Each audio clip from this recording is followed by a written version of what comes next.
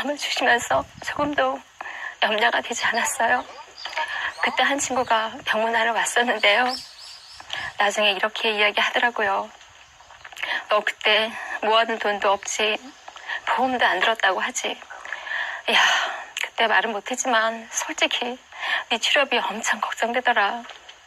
근데 넌 걱정은커녕 오히려 얼굴이 너무 빛이 나서 정말 신기했어. 그러는 거예요. 친구 말처럼 전 아무것도 염려가 되지 않았어요. 그런데 딱 한 가지 걸리는 게 있었어요. 지금 내가 죽으면 상이 없겠구나 하는 마음이 드는 거예요. 영원한 건 영혼뿐인데 전도하고 양육하는 일에 생명 걸지 못한 게 회개가 되었어요. 하나님,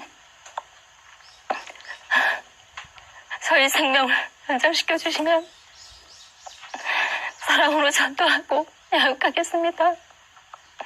양육에 올인하겠습니다. 간절히 기도했어요. 그리고 검사를 마치고 퇴원하게 되었어요. 그런데 검사 결과는 어디에도 전이가 되지 않았다는 거예요. 눈에 조금 남아있는 부분만 방사선으로 치료를 받으면 된다는 거예요. 하나님 감사합니다. 감사의 문만 나왔습니다. 저는 그렇게 퇴원 후 하나님께 기도했습니다.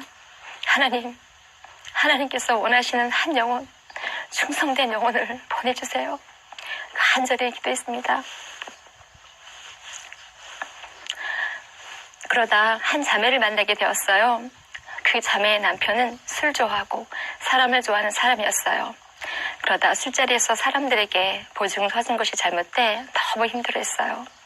저는 그 자매에게 예수님은 성경대로 죽으시고 부활하셨다. 예수님이 죽고 부활하신 것은 역사에 기록된 실제 사건이다 라고 복음을 전했어요. 그런데 그 자매가 깜짝 놀라면서 예수님이 죽고 부활하신 것이 역사적 사건인 줄 몰랐다는 거예요.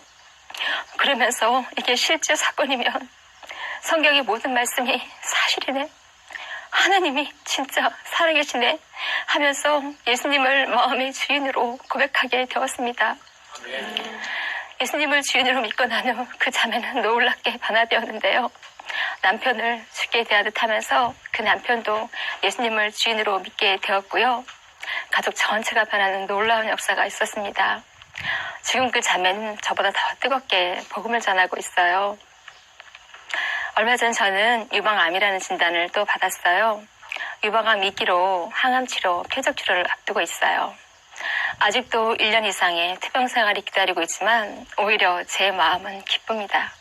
합력하여 선을 이루신 하나님, 제 병을 통해서 하나님께서 하실 일을 기대하니 오히려 감사가 넘쳤습니다. 그동안 저는 믿지 않는 친정엄마와 형제들이 위해 기도해 왔는데요.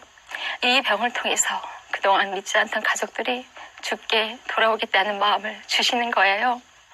그러니 오히려 더 감사하며 기도하게 되었어요.